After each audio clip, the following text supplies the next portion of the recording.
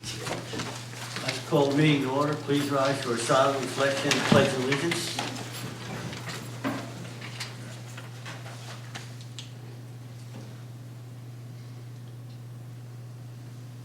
Pledge allegiance to the flag of the United States of America and to the republic for which it stands, one nation, under God, indivisible, with liberty and justice for all. We have a roll call, Jay. Mrs. Cindia? Here. Mr. Dibber? Here. Mrs. King? Here. Mr. Schuler? Here. Mr. Tinkin? Mr. Vorbach? Here. Mayor Mechanical? Here. Please read the statement of compliance, Jay. Pursuant to the requirements of New Jersey's Open Public Meetings Act, notice of this meeting was included in the annual meeting notice filed in the office of the Borough Clerk, posted on the Borough website and in the municipal building, published as a legal notice in the Co-Star newspaper, and mailed to those requesting notice and providing payment in accordance with Borough policy. Thank you, Jay. And I interrupted you, so you should have that memorized by now. Need a motion to approve the agenda in a second. I'll make that motion. I'll second it. Any questions? A roll call, Jay. Mrs. Cindia? Yes. Mr. Dibber? Yes. Mrs. King? Yes. Mr. Schuler? Yes. Mr. Vorbach? Yes. Thank you. No scheduled public hearings at this time. We reached the point where this will be the first voice of the public. You may speak on any agenda item you like. Just step forward, give your name and address.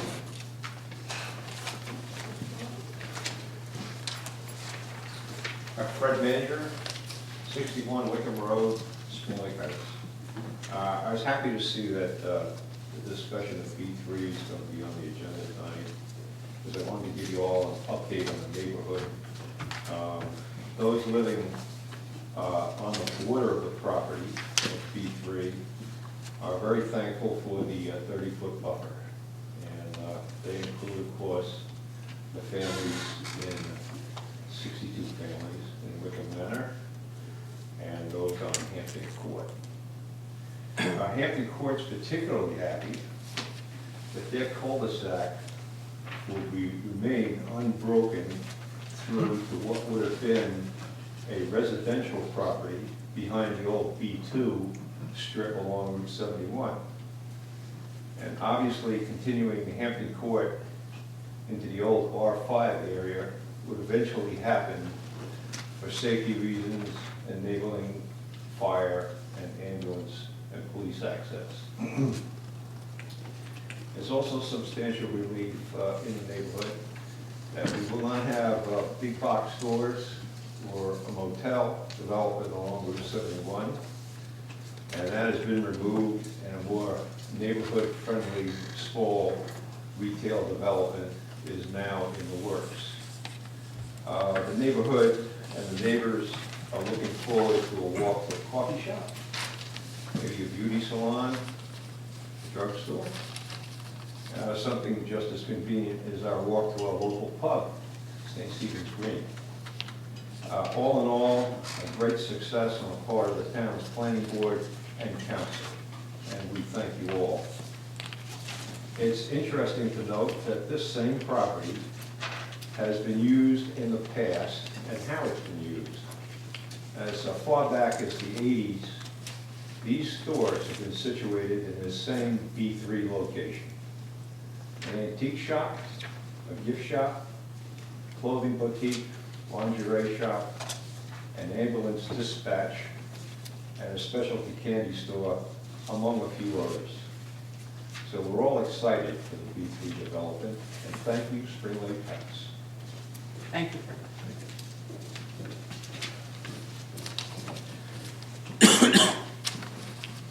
Cat Crippen, 564 Atlantic Avenue. I just have one yes or no question for Councilman Vorbach and Councilwoman Cindia.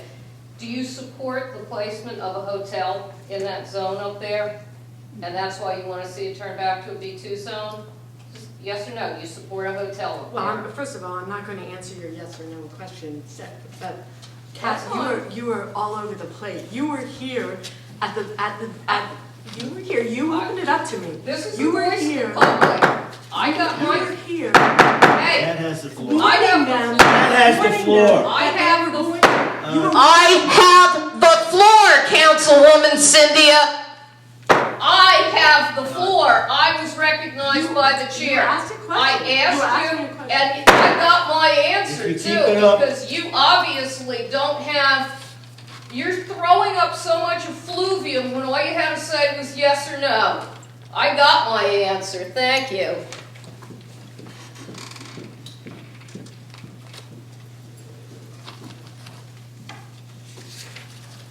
Anyone else?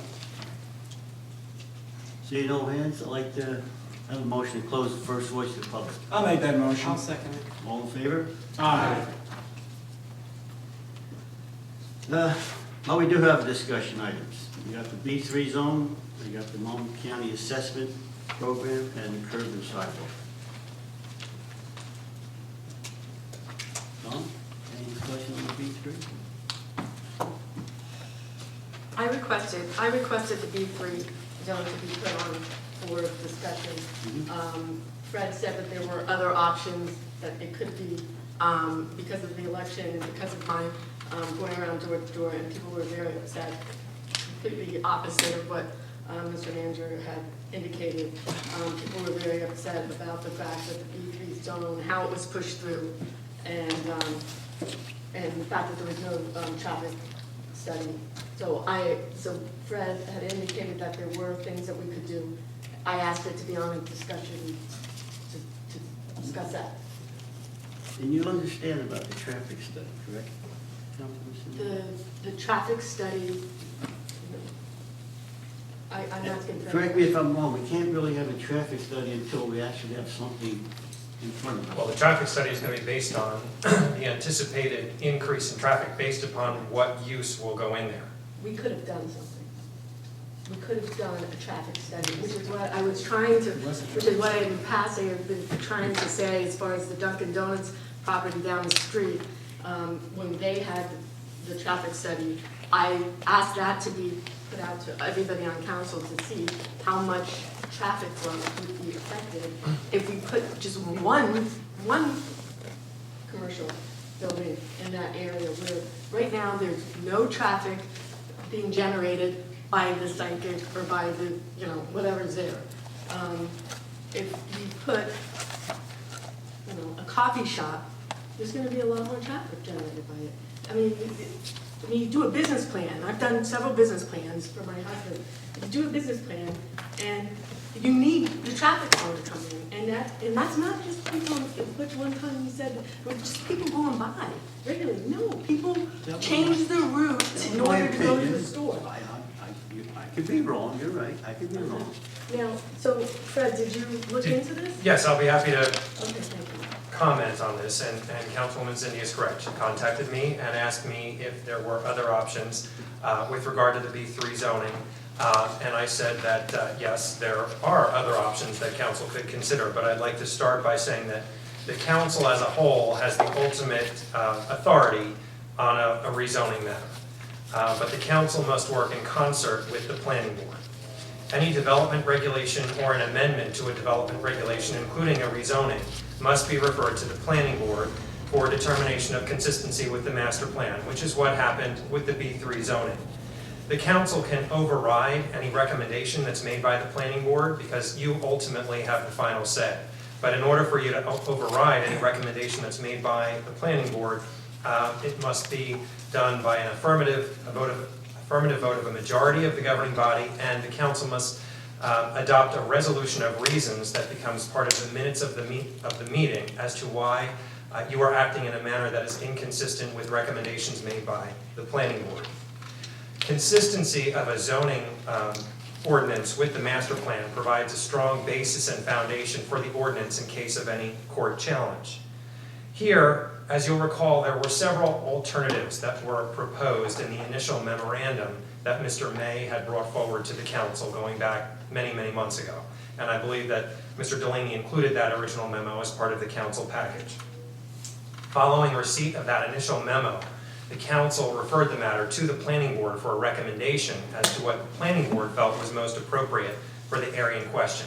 And it was the planning board that chose one of the three alternatives that was proposed by Mr. May and which a majority of the council pursued. The question is, are there other options that might have been considered by the council? Was that the only option? No, but not necessarily, I'll say. It was the only proposed? It was the only proposed option that was given to the council and recommended by the planning board. That's correct. In this case, if the council were to go in a different direction and move forward with the rezoning that was against the recommendation of the planning board, you would find yourselves in a difficult legal position because you wouldn't have a basis for the ordinance. You could still do it by the vote of an affirmative vote of a majority of the governing body with your resolution of reason set forth on the record, but I don't necessarily recommend it from the legal standpoint. What I would suggest to you is if you do want to reopen this issue and take another look at the area in question, is that you refer the matter back to the planner, either to Mr. May, well, to the planner and or the planning board as a whole. The planning board's already spoken, and I'm not sure if the planning board is going to make any other recommendations versus what they've already done, unless you suggest to the planning board that they undertake a new, what's called a general periodic re-examination of the master plan. The master plan is supposed to be revisited. It used to be once every 6 years, and now by statute it's only required once every 10 years. And it hasn't been 10 years since the last re-examination in Spring Lake Heights. However, you don't have to wait a full 10 years before the planning board undertakes a new periodic re-examination of the master plan. If recommendations are made by the planning board coming out of a general periodic re-examination of the master plan for a rezoning of the area in question, that provides the basis and the foundation that I'm suggesting that you base any rezoning ordinance upon, because then you have a rational basis for why you have decided to take your action. If you move forward with an action that doesn't have any foundation, either in the master plan or one of the general periodic re-examinations to the master plan, and isn't recommended by the planning board, then you're kind of hanging out on a limb if you are in fact challenged in court.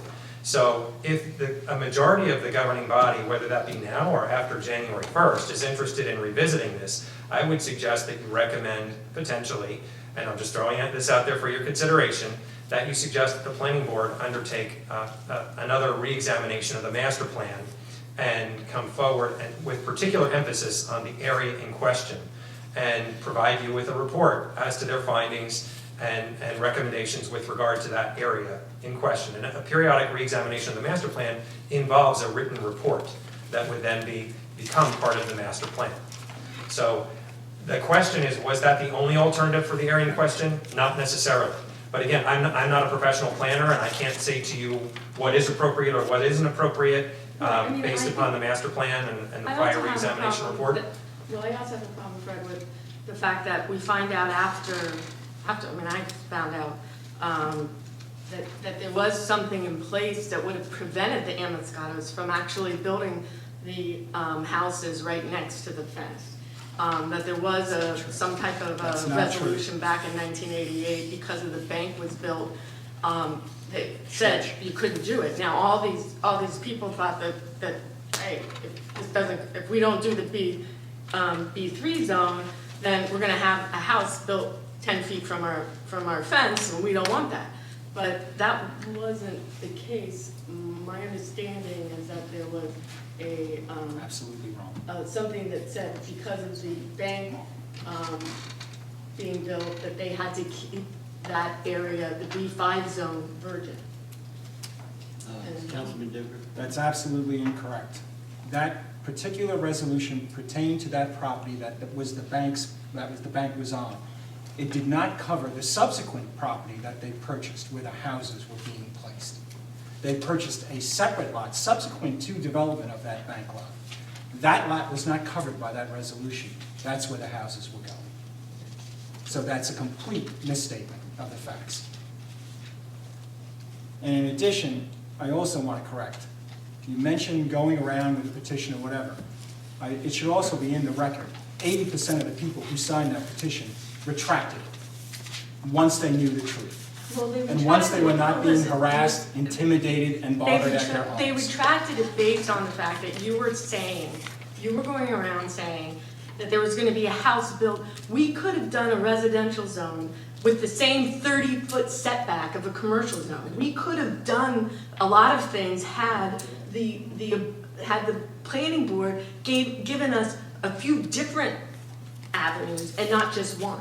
And that's the problem here. And the problem also is people, the people out there, you want to say this has been talked about for a year. This has been talked about for 18 months. Well, people didn't know about it until the public hearing was. And they asked for more hearings. They asked for you to consider doing a traffic study. And you railroaded it through. Everybody to the left of me, same voting record, all the way across the board. And Kat was up here saying, you better watch it. It might come to bite you. It might come back to bite you. Good. Yet again, it's just more misstatement of the facts. And the fact of the matter is, there was a traffic study submitted by the Amoscato family when they put up their plan. Yes, there was. It was a part of the plan that was The submitted. traffic study was for residential. Excuse me, I'm speaking. The traffic study was for not for retail. It was not Do I for get to retail. speak and finish? You get your turn. It was not for Do the retail. rules apply to Mrs. Cynthia or just everyone else?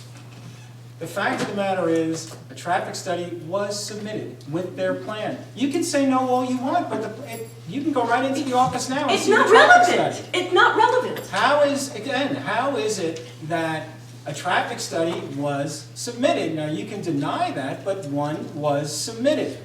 That's just as plain as, as can be. Mr. Borbeck? Yeah, I wanted to thank you, Fred, for sharing that information, and I suggest that we table this for another time. It's a I'll discussion. second that. Tom made a motion to table this, and Patty seconded. You need to vote on that, please? Wasn't there a We discussion? don't really, need to take a formal vote because there was no actual action item that was on the table tonight, no resolution or ordinance. It was just a discussion, so you can decide to Mayor, I'd like conclude to your say- discussion at this time and withhold it until a future point, if that's what you wish He's to gonna do. keep talking. I would just say one more thing. I proposed the B3 ordinance. That is a fact. It is also a fact that any member sitting up here on this council could have proposed an opposing ordinance. Where was it? Rich Deer is not the only person that can propose an ordinance. Anyone sitting here can. Where was it? Where was this B1 you talked about, or a B or an R1, or however you wanted to call it? Where was your proposed ordinance? Folks, it was all politics, plain and simple. Plain as the nose on your faces, it was politics. So Mrs. Cynthia can sit up here and tell you one fantastic misstatement after another, but the fact of the matter is, it was political. And let's table the discussion. But I know it. Now you're gonna table it after. All I want to say, I was fine with the Patty, zoning as it was. Patty, you'll have the last word, go ahead. Just keep it short, keep it short. I was fine with the zoning as is. We could have fought the houses being there.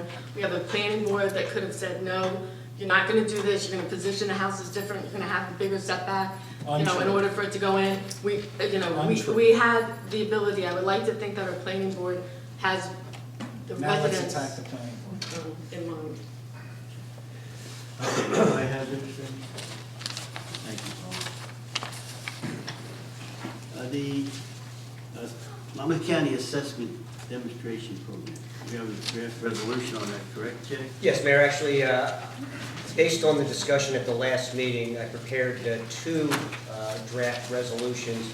And just for the record, I should indicate that Councilman Tinkin has communicated with me, and as you recall, he raised this issue at a previous meeting, and just wanted to go on record that any action that can be taken to appeal the determination that we need to proceed with the reassessment program, or I guess what's called the demonstration assessment program, should be undertaken by the council.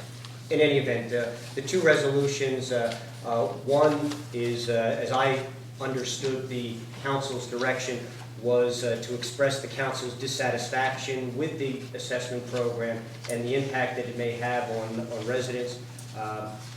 And the second is, there was also discussion at that meeting regarding a requirement that whatever process is followed, that the lowest cost provider be chosen for the inspections that the borough will now undertake on a 5-year cycle.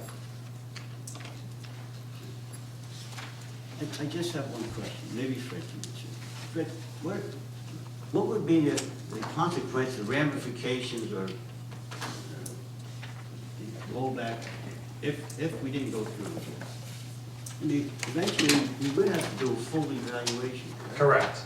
You would have the old system, which is every 7 to 10 years or so, the municipality would be under order from the Monmouth County Board of Taxation to conduct either a reassessment, which doesn't involve a visit to all the, a physical inspection of all the properties, or a revaluation, which does involve a physical inspection of all the properties. And my understanding from discussions with representatives of the Monmouth County Board of Taxation is that the cost per line item of doing a revaluation is approximately $100 per property. And that, based on this new program and having the inspections done 20% to 20% of the properties per year, you're going to, in the space of a 10-year period of time, there'll be 2 inspections undertaken of each property. And the cost is anticipated to be approximately $21 for this inspection. So it'll be $42 instead of $100. And in their mindset, they're saying this is going to be a big perk to the municipalities because it's going to be a much less expensive undertaking because you're not going to be ordered every 7 to 10 years to do a revaluation or reassessment. But it's not even fair. I mean, how can you say it's fair? You're doing 25% of the town, 20 and 25% is over 5 years. So it's not fair to the person that's on the 5th year. It could be a completely different market. Well, it's just the inspections, Councilwoman. It's not changing the fair market value of the home. But I think what you're thinking is that only 20% of the properties are going to be revalued every year. That's not the case. Under the assessment demonstration program, the assessor is now under an affirmative obligation to review the market data and based on what's happened in the market over the course of the last year to make appropriate adjustments to the fair market value of the property, either up or down, depending on what happens to the market. That's regardless of the 20% of the properties that have been inspected that year, just to determine whether physically the records of the town match with what actually is there at the property. So basically, the homeowners are going to say, okay, well, we want to redo the kitchen, but let's not do it until 5 years until we get inspected, because it's going to go against us. I mean, it's still not fair. It's still not fair. I mean, An updated kitchen doesn't necessarily translate into an increase in your assessment. What they're looking for is the number of bathrooms, the square footage, whether there's a pool or a deck or a shed or things of that nature. Not necessarily a new kitchen. It's really more structural. But then they said that if you don't let them in the house, they're going to hold it against you. Well, how can they hold anything against you if you don't have that, if they don't know whether or not you have that extra bedroom or extra bath or? Well, that's always been the case when there is a revaluation and they're required to go to every home. If a property owner, when you get the notice that they want to come and visit your home, if you refuse access and then you file an appeal, their position is, well, we gave you an opportunity for us to inspect your home so we could verify what was actually correct in terms of what the municipal records are versus what's actually in your house, and you've denied us that opportunity. So now you can't contest the number because you had an opportunity to let us in and perform this inspection and you didn't. But that's my point, Fred. It doesn't make sense because what's on the town records is going to be the 2 bedrooms and the 1 bath or whatever. You can't just assume, oh, they put in another bath. They put in, it's a higher. I mean, you can't just assume. I think Mr. Vorback had a good. Yeah, when we first learned of this, I was not happy with the scheme either. So I'd be inclined to, protest this, make known our displeasure with it. I don't like the idea of them coming around. I can't possibly believe that it's going to be cheaper for the town when they're doing more inspections and they're doing more thorough inspection. And I also don't like the idea of just the intrusion and so forth, so I'm not really thrilled with it. I would just say to clarify something, I mean, if you're out there doing a kitchen or a bathroom, you have to file for electrical permits, plumbing permits, etc. So the town knows what's happening in your home. Exactly. Now, for example, I did my kitchen over, I don't know, it must be 10 years ago. Electrical permits, plumbing permits, the whole 9 yards. Didn't affect our evaluation. However, if you increase the square footage of your home, if you put an addition on, if you add a large deck, if you, say, have a previously unfinished basement that now becomes extra square footage in your home, you may be subject on that to being reevaluated just for the work being done in your home. However, if you're looking at a situation, and I'm not thrilled with this either, but if you're looking at a situation where if you deny someone entry to your house, that is your choice to deny them entry. But why would you do that and subject yourself to possible higher taxes? The And problem. quite frankly, I think if any town assessor is sitting here with half a brain, tell me what neighborhood has come back to 100% of value since 2008. I doubt it's this one. Okay, you're just making the case for why they shouldn't be going. I'm not making a case for anything, and don't put words in my mouth. I did not make a case for anything. I'm clarifying the issue. Got the floor. But keep your remarks to your, what you're going to say, not to what someone else is saying, okay? You are making the case for the fact that they shouldn't have to. You're saying that, Patty, you're saying, make the case for what you want, not for what we're saying. he's making the point that that you have to take out a planning board, that you have to take out I didn't say So that at all. by virtue of taking out these permits, the town already knows, so it's unnecessary to have the You don't have to intrusion go from in the there. people from the county You traipsing just through all our assume, homes. That's what I think and he's trying also to the say. square footage. The square footage, you can see the square footage being added. So the idea that, somebody adds a Government deck, intrusion. you can see it If I being can added. just So interject. the idea that you're saying we need them to come into the house, I disagree with. They don't get Patty, it. I'm sorry, Mayor, I was just going to interject for a moment in that is that although you all and most people typically would take out the appropriate permits, there are a fair number of people who don't. And they just do the work and the town has no idea about it. And so, but that's the point.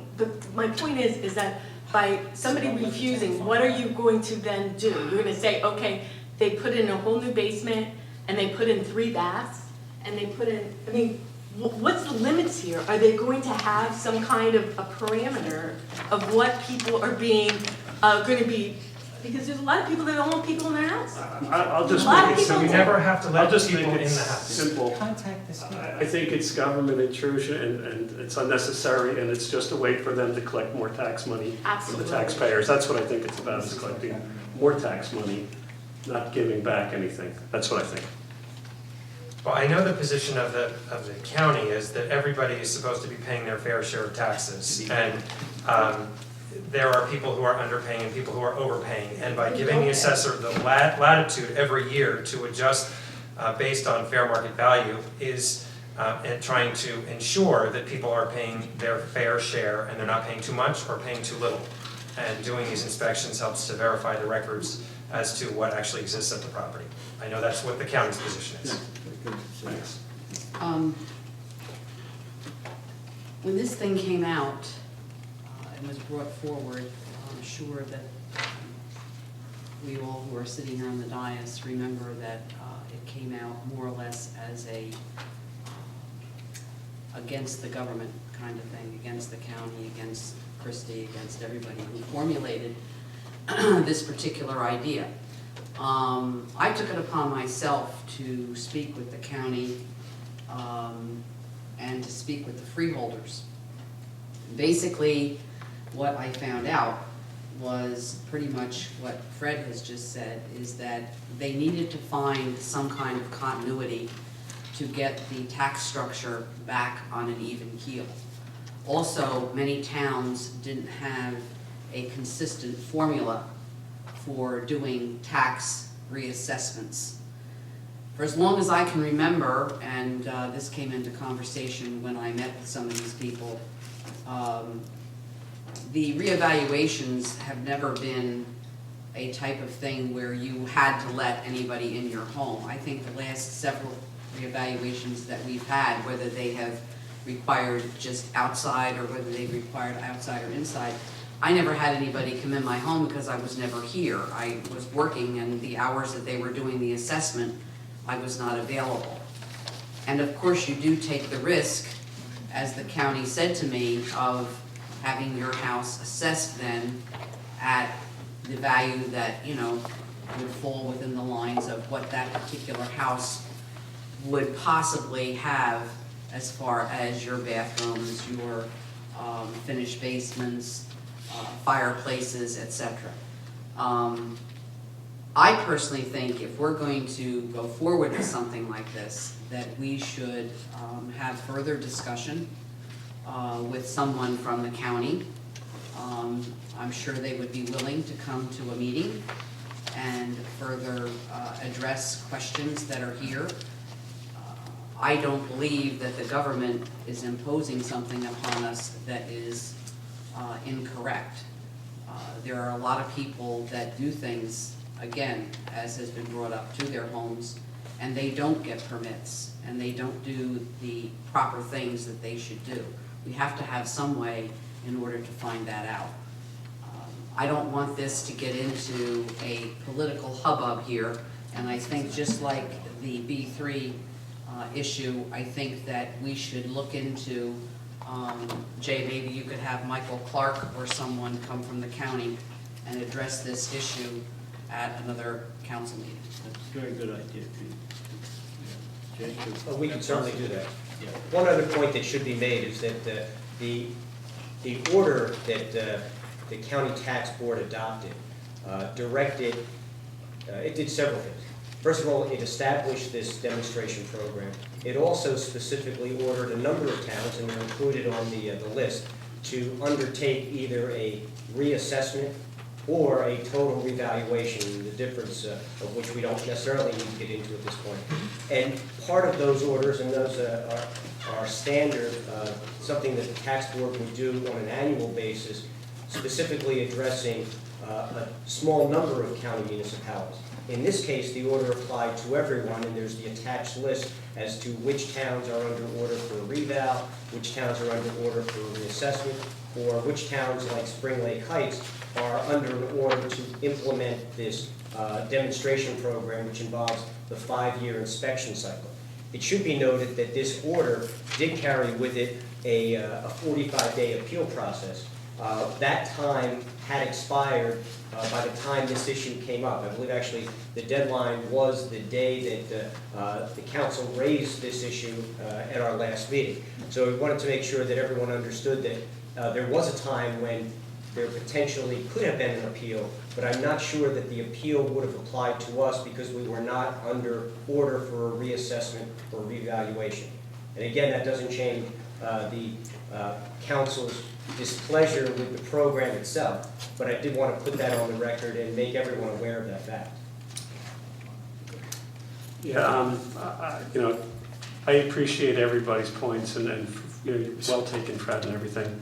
I just think it's the benefit of the tax authority, not necessarily the benefit of the people of Spring Lake Heights, that this is being imposed upon us. That's all. It's not us. No, I agree with you. That's all I'm going to say. No, okay, but I got a question for you, so.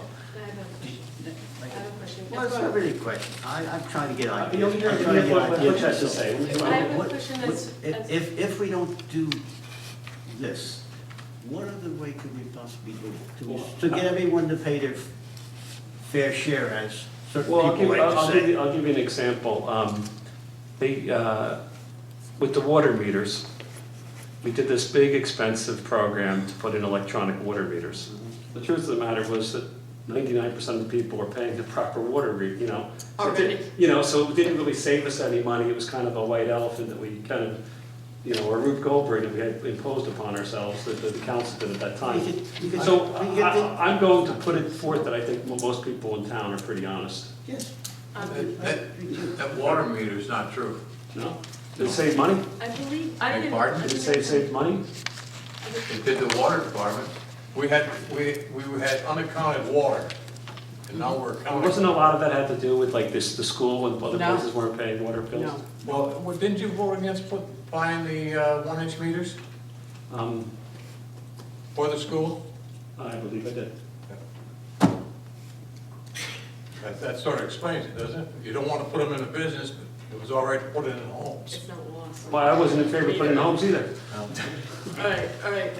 I have a question on the tax reassessments that the county has imposed on us in the past. Do you know, I mean, I believe I've been here 13 years, and I believe this will be my third reassessment within 13 years.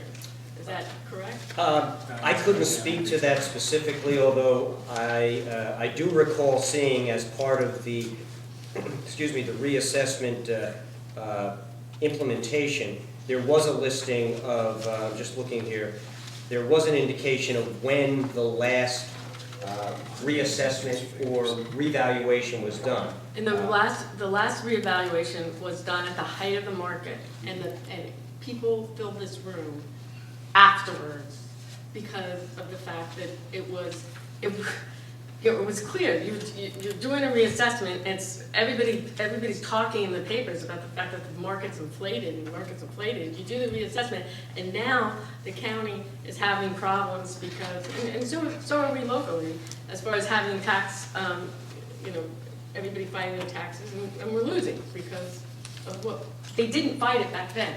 My point is that now all these people have fought for the tax reduction, and when you level the playing board, it's. Excuse me, I just, Fred, were we not ordered by Monmouth County to do the reval? Weren't we not Yes. ordered? In the past, yes. We were ordered, I mean, we couldn't just Towns skip. receive town an and order say we're from not- the County Board of Taxation to either implement a revaluation or reassessment. They should pay it. They should pay for this because they're the ones that requested us to, that demanded that we do it at the height of the market. It's their fault.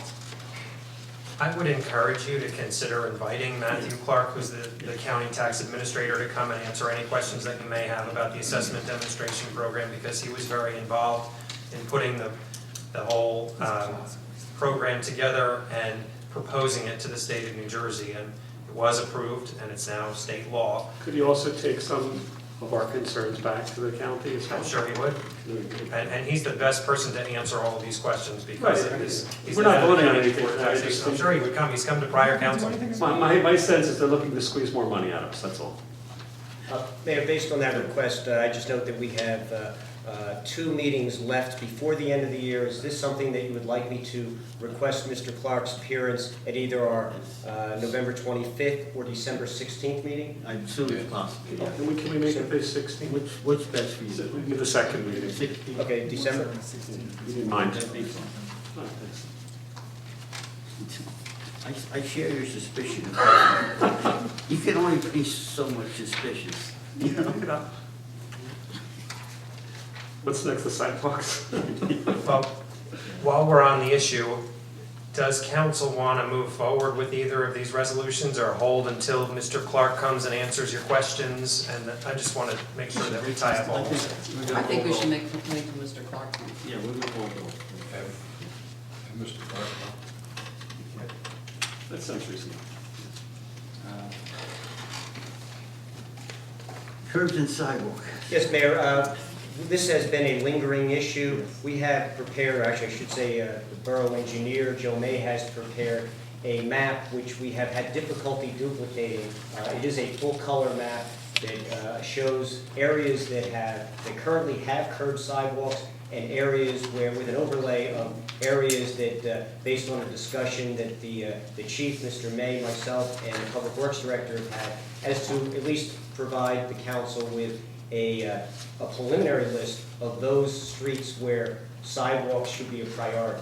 Unfortunately, the duplication of that didn't happen in time for this meeting, so we'll carry that forward until the time we have the information available for display. Makes sense. So we're looking just for certain sections of town.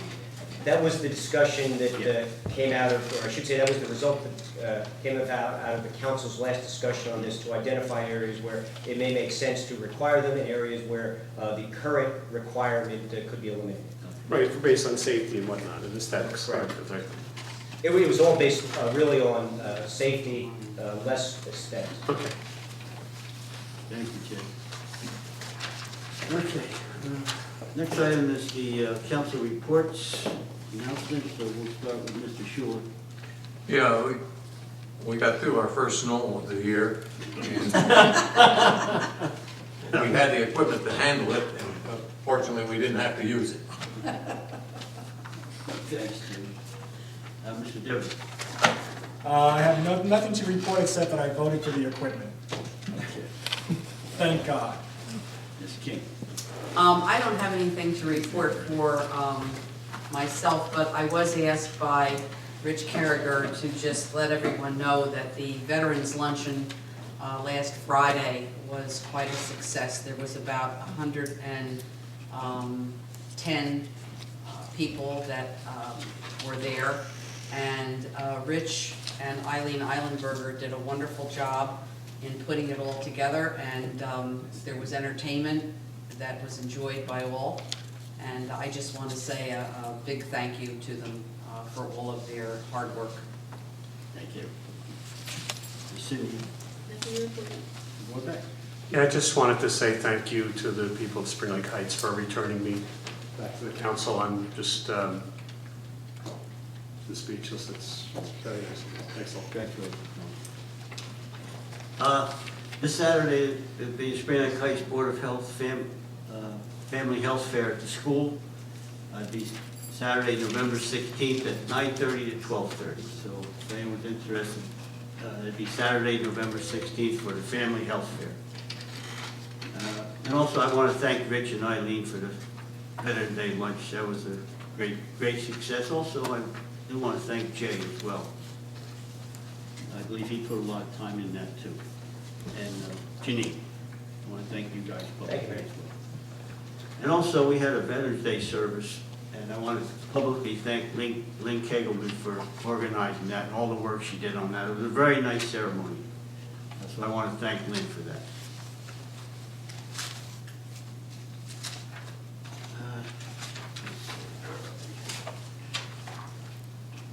We had the municipal court report and the environmental investigation for the Getty service. Everybody take a look at those? Mayor, if I may, just one quick comment regarding the municipal court report.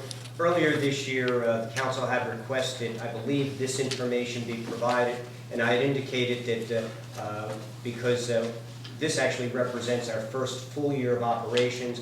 More importantly, this report is for the calendar year 2013, and it should just be noted that in the current year budget, we estimated or anticipated $105,000 in court revenue, and as of this report through October, the borough has just about realized that $105,000. So whatever court revenues are received for November and December will actually exceed our expectation.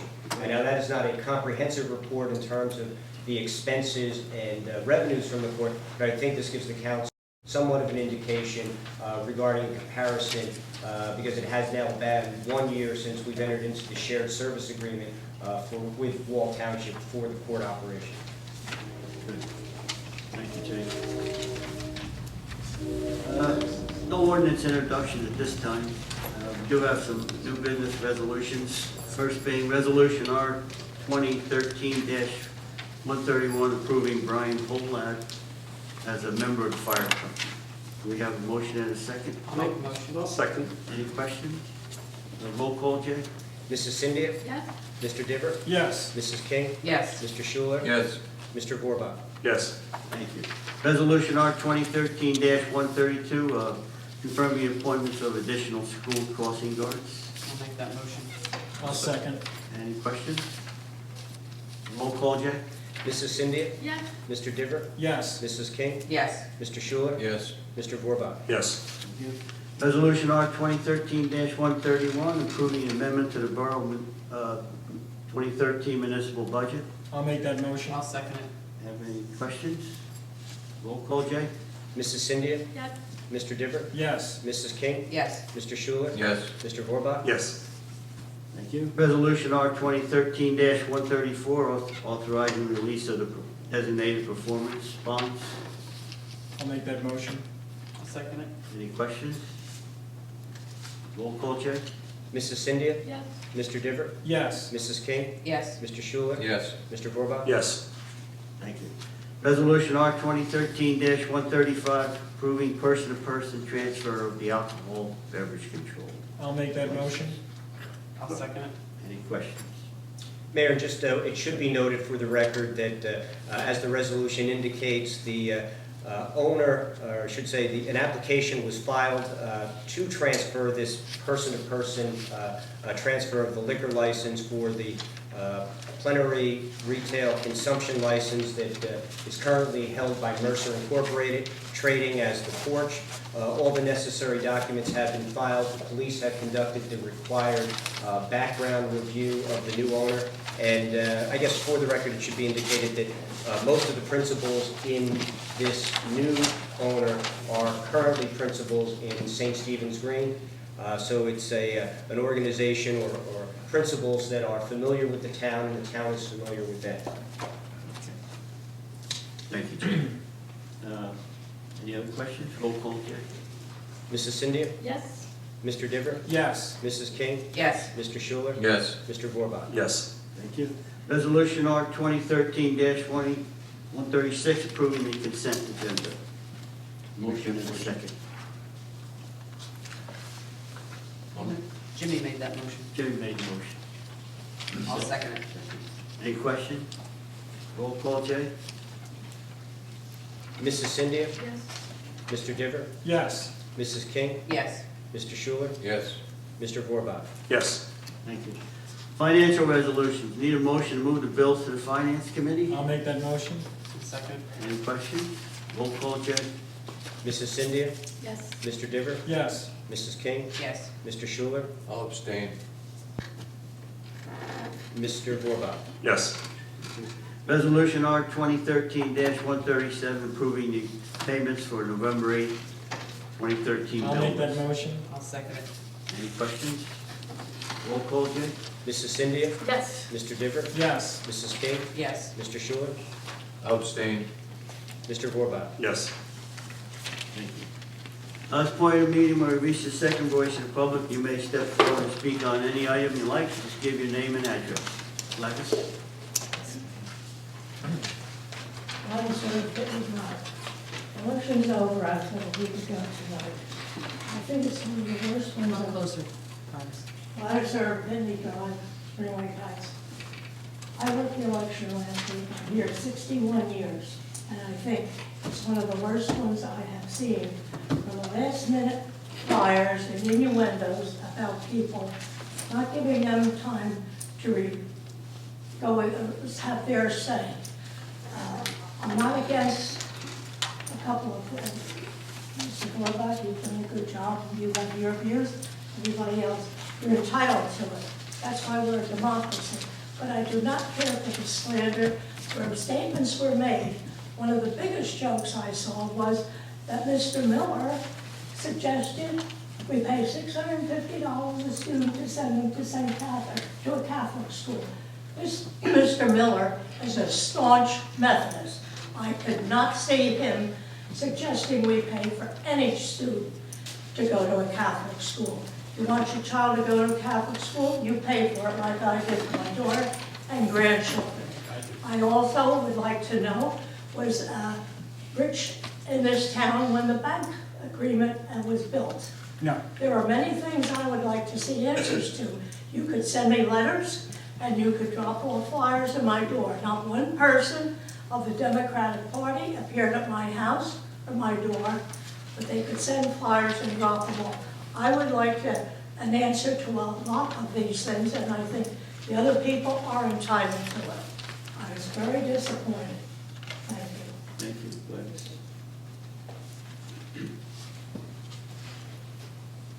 Anyone else? John?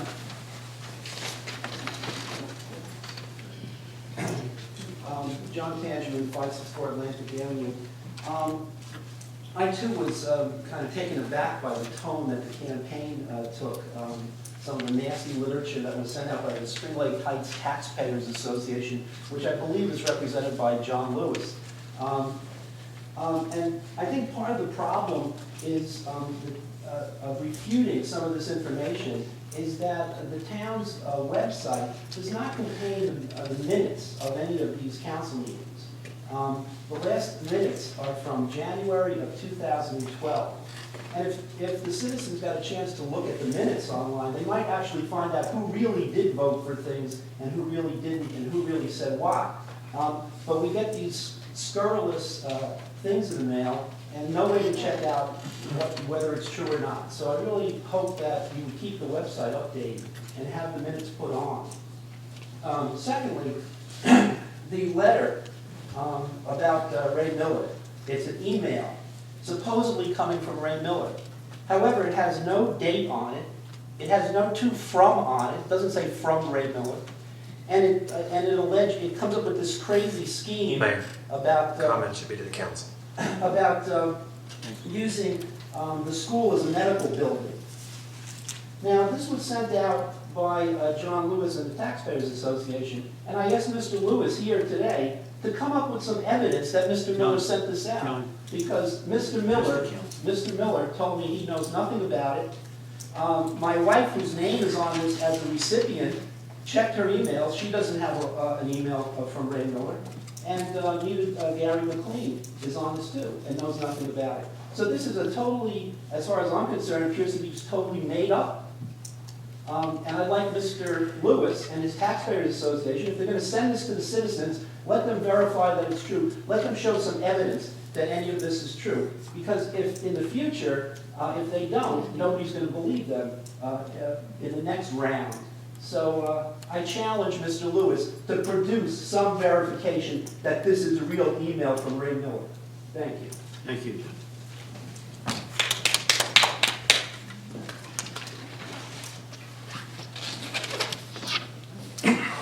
Cat Crippen, 564 Atlantic Avenue. Mr. Mayor, do I have the floor? Yes. Thank you. First of all, I'd like to give this to the clerk. This is the list of approved reevaluation firms in the state of New Jersey. And you will notice that Value Consultants, who did the last contract, is not on there, nor were they at the time that reassessment was done. So I will leave whoever's going to work on that to draw their own conclusions and work on this. Mr. Vorback, you know, I wasn't sure. I was debating whether I liked you or not, but I got to tell you something. You stooped to a new low. You lay down with a dog, and you got up with its fleas. And you, my man, need a frontline treatment at this point. Yes, the water meters, were they necessary? Yes. There was so much unaccounted water in this borough, the reservoir was going to turn us off. That was why they got the new meter. And as far as Teresa Casagrande, that you went out and patted yourself on the back that you didn't vote for settling her lawsuit because of undocumented overtime, it was documented. She had time records. She had witnesses. She had your running mate was the finance chair when she was approved for overtime. Didn't you talk to him? Obviously not, because he could have told you.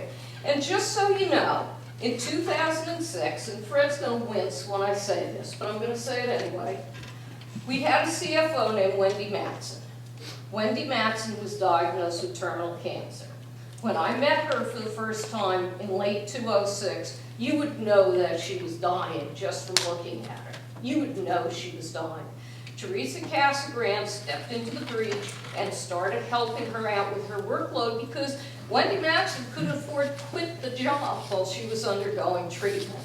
And when she ultimately died in March of 2007, Teresa Casagrande was the only person that worked for this borough that had the educational background that could step into the breach and do her job. Teresa had an MBA.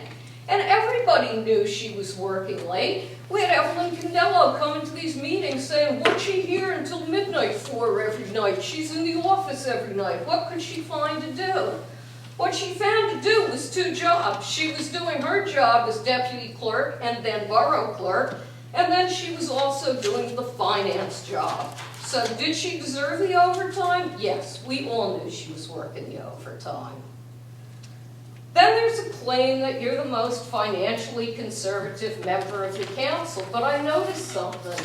And tonight, Mr. Schuler's the most financially conservative member of the council because Mr. Schuler voted no to spend any money. You can vote against the budget. You can vote against salary and wage. In fact, half the time you don't even show up for those votes. But I noticed that you vote yes to send the bills to the finance committee every week. So you don't mind spending the money under the radar and voting for it. Now, the final issue. And since you bright bulbs have set yourself up as being the hope for the future, I'll direct it at you because you're going to get to clean this mess up. What are you going to do about the tax maps? You're so worried about the little person in 10. You're so worried about people not paying the right tax. In 2008, in 2009, in 2010, I brought it forward that the tax maps in this town are incorrect. In fact, in 2009, I sent an email to Mrs. Cyndia, which I still have because I found it while I was looking for the bogus one that supposedly Ray Miller sent, in which Mrs. Cyndia said, it's too expensive to fix the tax maps. Frank Adam wouldn't fix the tax maps. In 2008, we had a borough engineer named Peter Avakian. Peter Avakian let me know that his father used to tell Frank Adams, the tax maps are wrong, you need to fix them. Bill Birdsall, currently under indictment, when he was borough engineer, he told Frank Adams the tax maps are wrong, you gotta fix them. When I was on council, I said the tax maps are wrong, and the Democratic Party bosses got really nervous because they didn't want anybody to know that the tax maps are wrong. So that, my friend, after I told Mrs. Cyndia and I told Mrs. former Mayor Enright that the maps are wrong, nobody did anything about it. Now, I went out at one point and I took a crash course in property evaluation. And I have all of the manuals back there, and in fact, I have the 2-set manual that by law the borough is supposed to keep on file in the office for anyone who wants to use them. When I came in 2008 and asked the assessor for those manuals, he said, we don't have those, and if we did, you wouldn't be allowed to see them anyway. We don't show those to the residents. Really? By state law, you have to. And Teresa Casagrande ordered a set of them to put in the office, which I'm sure have probably disappeared by now. Now, what sort of things are wrong? Easements, right-of-ways, riparian buffer. Oh, another touchy subject with the Democrats, because when the Environmental Commission brought up the fact that there's a state-mandated riparian buffer ordinance, certain Democrats went wild. Oh, you can't regulate the buffers. Well, the buffers are already regulated. They're regulated by the state. And because they're regulated, they're not supposed to be taxed at the full value of the rest of the lot. Tidelands claim line. Certain properties around Prospect Avenue, Black Creek, Shore Road, Wreck Pond, have a thing on them called a Tidelands claim line. The Tidelands claim line, which was implemented in the 1980s, the state took all of the property from the edge of the water up to the line that used to be flowed by the high tide. We have people in this town that are paying tax on state land. They're paying tax on state land, with the exception of one person on Black Creek who bought out their claim for $51,000. It's just appalling. And here's some of the other things. Wetlands, Coastal Area Facility Review Act. Everything east of Highway 71 is in the CAFR zone. Flood hazard. Anybody here live in a flood zone? Jim? You in a flood? Rich? Lands located in coastal wetland areas as well as lands situated in areas subject to risk from floods and lands located in coastal areas generally are subject to use regulations as set forth in state statute. Use restrictions may affect values, and the assessor must be cognizant of factors influencing property values in his jurisdiction. That's one statement. Then we have floods. The law requires local assessors to consider the impact of rules and regulations issued under provisions of the flood hazard area law in establishing full value of land situated in floodway or flood fringe areas. The other thing that happens is with utility easements. Say this is your lot, and say your lot's 50 by 100. You have a utility easement on your property, and maybe it's 10 foot wide by 100 foot long, so it's going to look like that.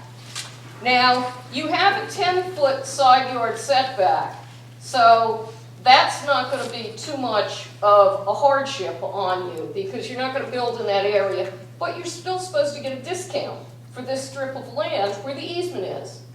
Now, the problem is, supposing that same utility easement goes this way across your property. It's the same 10 foot wide by 100 foot long, but now you've created a hardship, because where the house is, you can't build over that easement, so you get a bigger deduction for having something like that. And I know a house that has a gas line across the front yard. So what are you going to do? Mrs. Cindy has said it was too expensive to fix the tap map. So in other words, let them eat cake.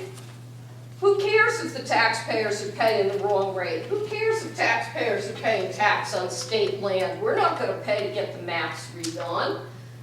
Mayor Enright, God only knows what she did with all of the documentation that I turned over to her that I had put together.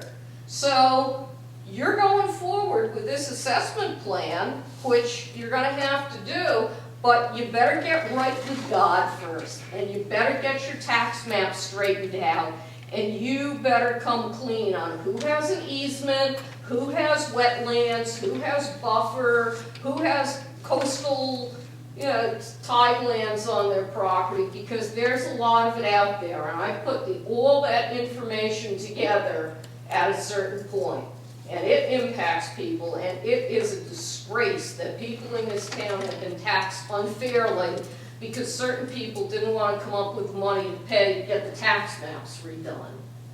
So, thank you. Thank you. You made it. It's interesting.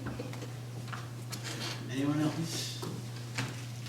Seeing no hands, I need a motion to close the second voice of the public. I'll make that motion. Second. I'll second it. All in favor? Aye. Aye. Need a motion to adjourn? I'll make that motion. Oh, you do? In favor?